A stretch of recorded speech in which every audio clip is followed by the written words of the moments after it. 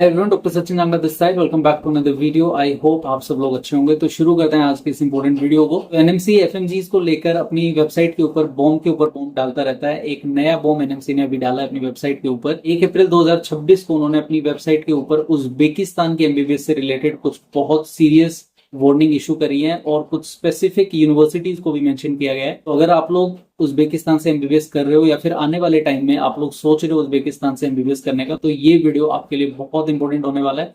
अगर आपने ये वीडियो स्किप कर दी तो इंडिया में आने वाले टाइम में आपका रजिस्ट्रेशन खतरे में पड़ सकता है। सबसे पहले हम लोग समझते हैं कि एनएमसी ने ये नोटिस इशू क्यों किया है। तो एनएमसी ने ये ऑब्जर्व किया कि बहुत सारे स्टूडेंट्स अब्रॉड में एडमिशन ले रहे हैं और ऐसी यूनिवर्सिटीज में एडमिशन ले रहे हैं जो एफएमजीएल रेगुलेशंस 2021 को फॉलो नहीं करती। और अगर आपका यूनिवर्सिटी या फिर आपका कॉलेज भी इन रेगुलेशंस को फॉलो नहीं करता तो आने वाले टाइम में आपका रजिस्ट्रेशन कैंसिल हो सकता है। यानी कि आपके पास डिग्री होगी लेकिन एज अ डॉक्टर आप इंडिया में प्रैक्टिस नहीं कर पाओगे। अब हम लोग आगे बढ़ते हैं और बात करते हैं एफएमजीएल रेगुलेशंस 2021 के रूल्स के बारे में। क्या क्या रूल्स हैं जो इन रेगुलेशंस के अंडर आते हैं। तो मेनली 4 रूल्स को एनएमसी ने बताया है। सबसे पहला रूल ये है कि आपकी एजुकेशन की ड्यूरेशन 54 मंथ्स होनी चाहिए, यानी कि 4.5 साल। दूसरा रूल ये है कि आपकी इंटर्नशिप 12 महीने की होनी चाहिए और सेम यूनिवर्सिटी से होनी चाहिए। तीसरा रूल ये है कि आपकी जो क्लिनिकल ट्रेनिंग है वो मल्टीपल कंट्रीज में स्प्लिट नहीं होनी चाहिए, यानी कि ट्रांसफर अलाउड नहीं है। और चौथा रूल ये है कि आपकी पढ़ाई का जो मीडियम है वो इंग्लिश ही होना चाहिए।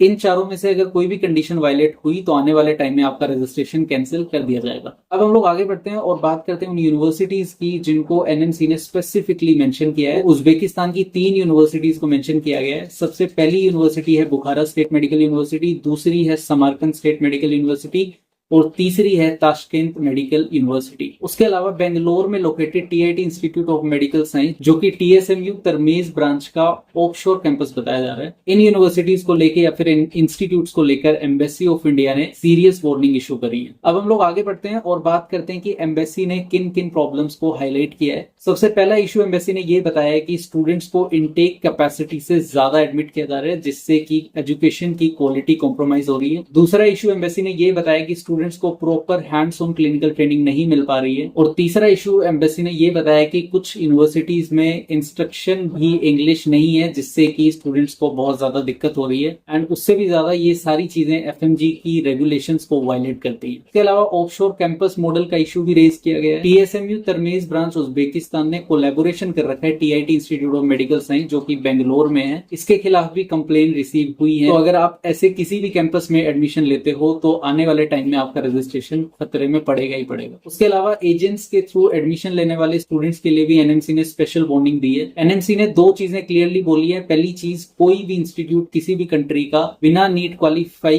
किए आपके एडमिशन की गारंटी नहीं दे सकता। दूसरा, अगर कोई एजेंट आपका एडमिशन करवाता भी है इंस्पाइट की आपने नीट क्लियर नहीं किया, तो वो एक फ्रॉड आपके साथ हो सकता है। अब हम लोग आगे बढ़ते हैं और बात करते हैं कि अगर आप लोग एडमिशन लेते हो किसी भी कंट्री में, किसी भी यूनिवर्सिटी में, तो उससे पहले आपको क्या क्या चीजें चेक करना जरूरी है। सबसे पहला तो कि यूनिवर्सिटी एफएमजीएल रेगुलेशंस के साथ कंप्लाई करती है या फिर नहीं करती। दूसरा, आपके कोर्स का ड्यूरेशन मिनिमम 54 मंथ्स का है या फिर नहीं। तीसरा, जो 12 महीने की आपकी इंटर्नशिप है वो सेम यूनिवर्सिटी में हो रही है या नहीं। और सबसे इंपॉर्टेंट चीज, आपका जो मीडियम ऑफ इंस्ट्रक्शन है वो इंग्लिश है या फिर नहीं। इसलिए एडमिशन लेने से पहले यूनिवर्सिटी का रिकग्निशन जरूर चेक करो। एजेंट्स के ऊपर ब्लाइंडली ट्रस्ट मत करो। कोई भी कहता है कि मैं बिना नीट के आपका एडमिशन करा दूंगा, जो कि सबसे कॉमन एक स्टेटमेंट होती है एजेंट्स की तरफ से, उसके ऊपर आपको यकीन नहीं करना। और तीसरा, जो इंडियन एम्बेसी है जहां पे आप एडमिशन लेने वाले हो, उसके अलावा जो एनएमसी की वेबसाइट है उसको वेरीफाई करना बहुत जरूरी है। मैं पहले भी बोलता आ रहा हूं कि भाई जो इंडिया की गवर्नमेंट है, जो एनएमसी है, नेशनल मेडिकल कमीशन, वो एक्चुअली चाहते ही नहीं कि हम लोग बाहर से एमबीबीएस करके आए। तो वो हर बार कुछ ना कुछ नया रूल निकालते रहते हैं। और ऐसा बिल्कुल मत सोचना कि ये रूल्स पहले वालों के लिए है। मैं आपको बता रहा हूँ, अगर आप भी एडमिशन कंसिडर करते हो, 6 साल के आपके एमबीबीएस है, यू नेवर नो कि जब आप सेकंड ईयर में होगे, थर्ड ईयर में होगे, एनएमसी क्या नया बॉम्ब फोड़ देगा और आपको फिर खतरे में डाल देगा। तो प्लीज एक बार ठंडे दिमाग से सोचो अगर आप लोग बाहर से एमबीबीएस करने का सोच रहे हो, क्योंकि ये जर्नी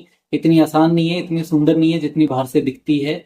आपका फ्यूचर स्टेक पे लगा हुआ है, आपके पैसे स्टेक पे लगे हुए हैं। तो प्लीज अच्छे से सोचो, अच्छे से सारी चीजों को वेरीफाई करो, उसके बाद डिसाइड करो कि आपको एमबीबीएस करनी है अब्रॉड से या फिर नहीं करनी है। अगर कोई भी आपको गाइडेंस चाहिए तो I am here to guide you. आप मेरे को किसी भी टाइम टेलीग्राम पे टेक्स्ट कर सकते हो। मिलेंगे हम लोग बहुत जल्दी एक इंटरेस्टिंग और इन्फॉर्मेटिव वीडियो में। तब तक आप लोग अपनी फैमिली का ध्यान रखो। Take care, bye.